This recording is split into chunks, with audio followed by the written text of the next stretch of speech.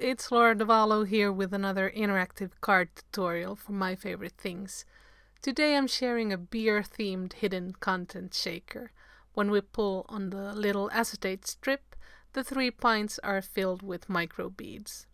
I've actually only seen this type of shaker once, and it was created 10 years ago by JJ Bolton.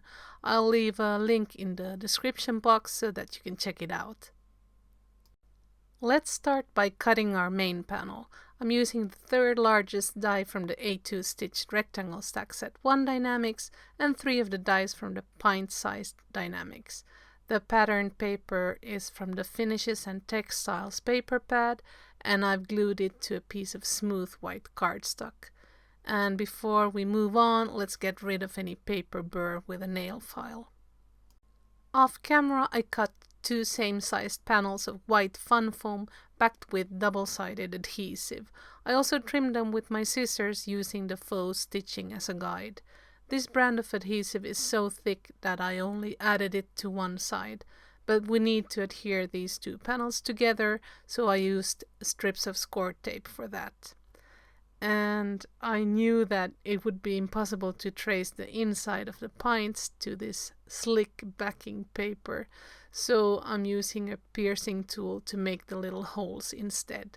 It doesn't have to be perfect since we're going to cut around these marks anyway.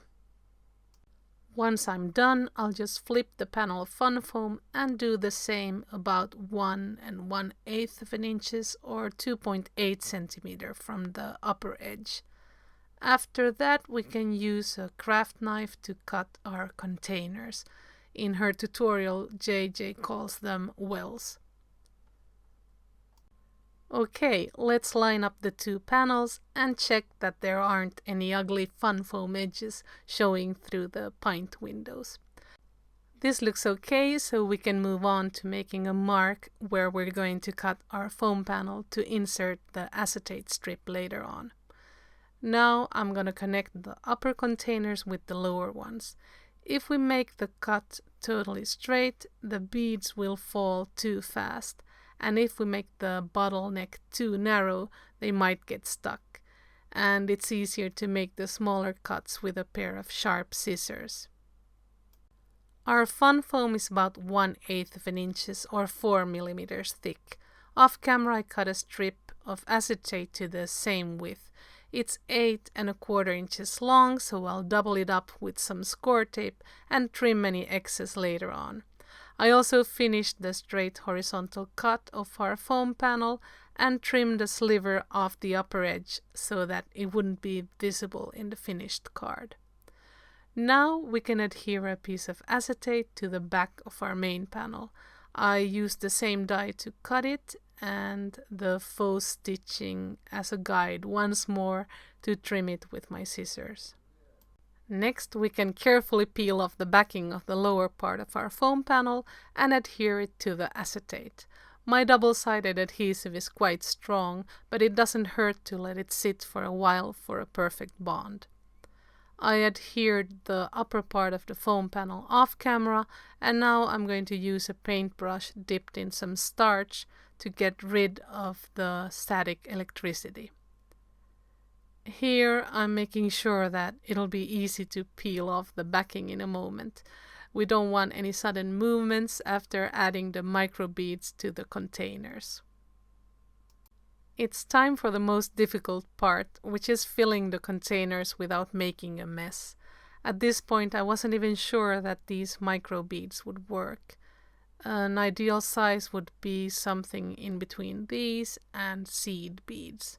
That way they wouldn't be able to escape through our little vertical slit. Even though I carefully peeled off the backing, the static electricity immediately makes some of the beads jump to the exposed adhesive. But I'm not gonna make matters worse and just let them be, hoping for the best. Now we're ready to test it. It seems to work nicely, so let's tilt the shaker and try to insert the strip of acetate again. No problem there. Now we can trim the edge of the back panel. I could have done it beforehand, but it was safer to have some wiggle room just in case. This next part is also kind of tricky, and you could actually just stamp the word pull next to the strip of acetate and skip this. But I wanted to add a little half circle with an arrow. This die is from the Do It All gift tag Dynamics, and I used it to cut 2 half circles out of foam and 2 out of cardstock, which I'm now stacking around the acetate strip.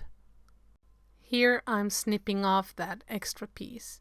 Off camera I also added an enamel triangle and a drop of glossy accents to hold everything in place.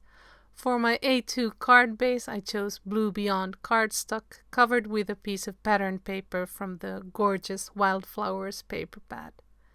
And here I'm adhering the shaker panel to the card base with score tape. I also decided that I wasn't happy with the embossed sentiment, so I heat embossed it again on a speech bubble cut with the largest die from the MSTN Say Anything Dynamics. Lastly, to finish my card, I added a couple of matching enamel stars, one of which I covered with the same copper embossing powder. And that's it for today. I hope you enjoyed my hidden content shaker inspired by JJ Bolton. Thank you so much for watching. Bye bye. Hasta la próxima.